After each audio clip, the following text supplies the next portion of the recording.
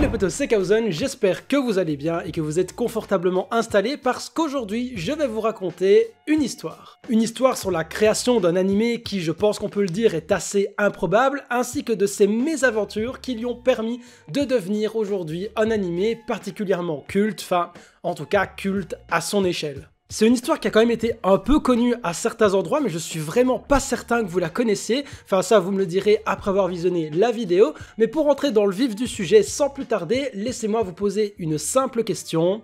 Connaissez-vous le studio Gainax?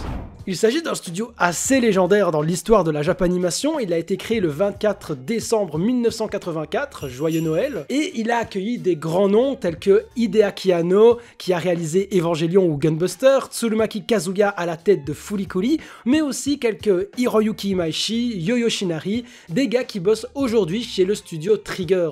D'ailleurs, petite parenthèse, mais il faut savoir qu'en fait, le studio Trigger, il s'est formé suite au départ de certains membres du studio Gainax pour fonder leur propre structure, et qui ont formé Trigger, à qui on doit aujourd'hui des animés assez légendaires tels que Kill la Kill ou encore Little Witch Academia, plus récemment la série des Gridman, et j'en passe. Voilà, petite parenthèse fermée, on revient à notre histoire. Il faut savoir, c'est qu'en 2007, le studio Gainax, il vient de sortir un petit projet pas très ambitieux de 27 épisodes, un animé de mecha qui s'appelle Tengen Toppa Gurren Lagann.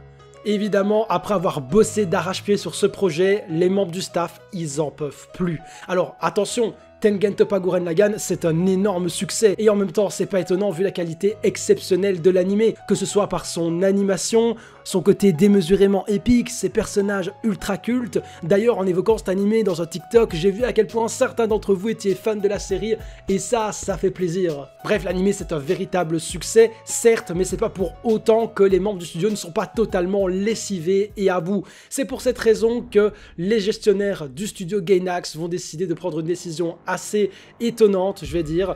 Ils vont tout simplement fermer la porte du studio, prendre l'avion et partir en vacances. Et ouais, comme quoi ça arrive aussi dans ce milieu. Une fois arrivés à destination, ils souhaitent décompresser et fêter leur réussite, donc ils vont foncer dans un bar et s'atomiser la tronche à coups de bière et d'autres nectars alcoolisés.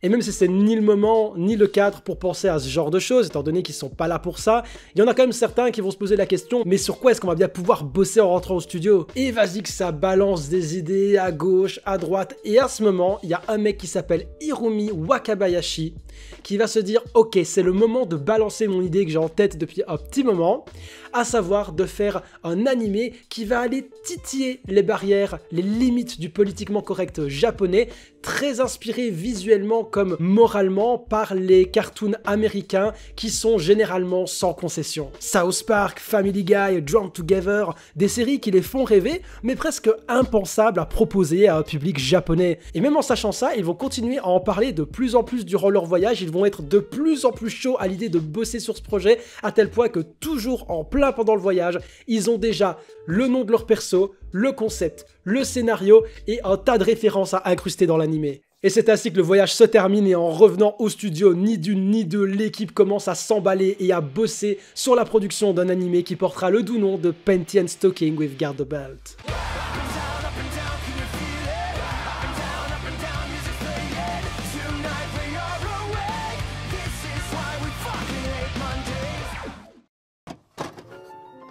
Pour ceux qui connaissent pas, je suis obligé de faire un aparté sur ce qu'est Panty and Stocking with Garter Belt pour que vous puissiez comprendre la suite des événements. Mais pour expliquer ce que ça raconte et présenter les différents personnages, à la place de dire certains mots, je vais utiliser des rébus. Ce sera beaucoup plus pratique et ça évitera de me faire striker par YouTube.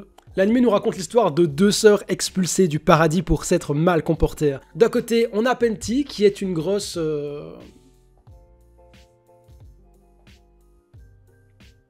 Et de l'autre, Stocking, qui passe son temps à se gaver de sucre et flemmarder. Les deux sont supervisés par un prêtre black qu'on peut qualifier de... C'est réel.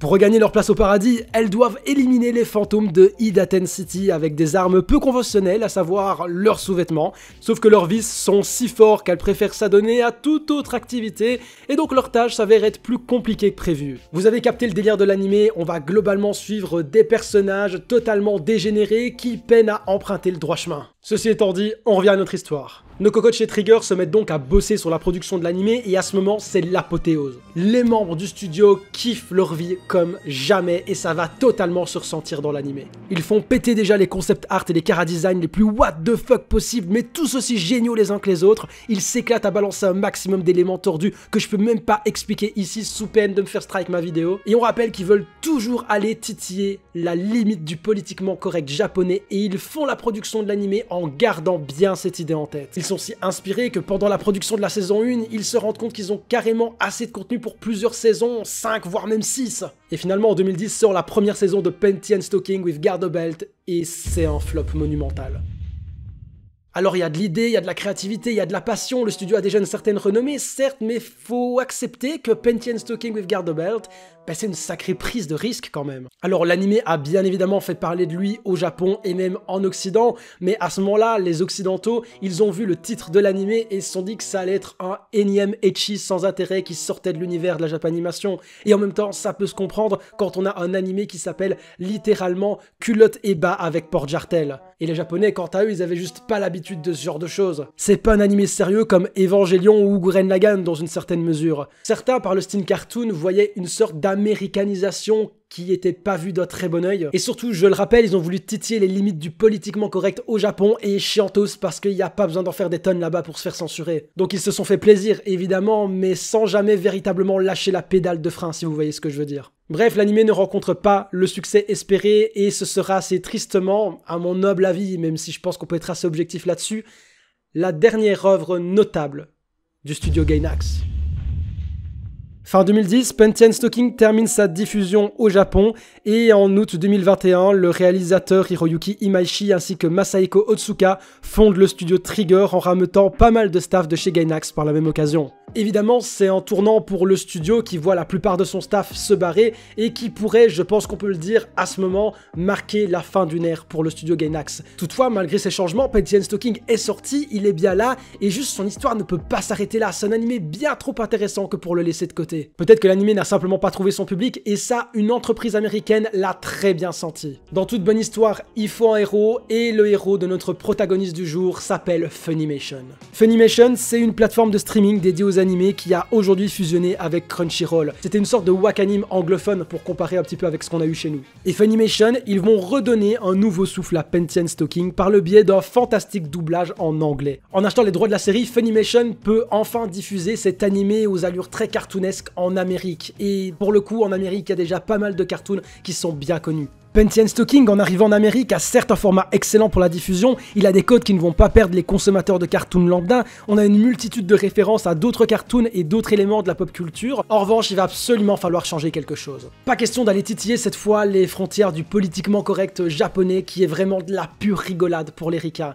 Non, ici la barrière du politiquement correct, faut lui casser la gueule. Funimation va donc réunir une équipe de comédiens ultra talentueux et va engager une équipe sous la tutelle de Jamie Marchi pour remanier le script et une grosse partie des vannes de la série. L'objectif, c'est de pousser le côté indécent de Panty and Stocking bien plus loin que ce que l'équipe de Gainax a pu faire. Le tout évidemment en conservant les intentions de base de la part du staff, mais également en conservant la qualité de l'animé et spoiler, c'est une réussite. Le travail communément effectué entre le studio Gainax et Funimation va permettre à Panty and Stocking de trouver un nouveau souffle, correspondant bien plus à ce que les créateurs avaient initialement en tête. L'anime est clivant, impactant pour les spectateurs, ce qui va lui permettre de trouver enfin le public qu'il mérite. Aujourd'hui, Panty and Stocking, c'est un anime qui a marqué vraiment les esprits de nombreux fans d'anime, étant donné qu'il est très divergent de ce qu'on peut trouver globalement dans le médium. À la croisée des mondes du cartoon et de l'univers déjanté de la Japanimation, en particulier du studio Gainax, on a ici un véritable ovni de la Japanimation que tout le monde se devrait d'essayer. Et rappelez-vous tout à l'heure, j'ai évoqué que le staff avait précisé lors de la production de la saison 1 qu'ils avaient suffisamment de contenu pour faire plusieurs saisons.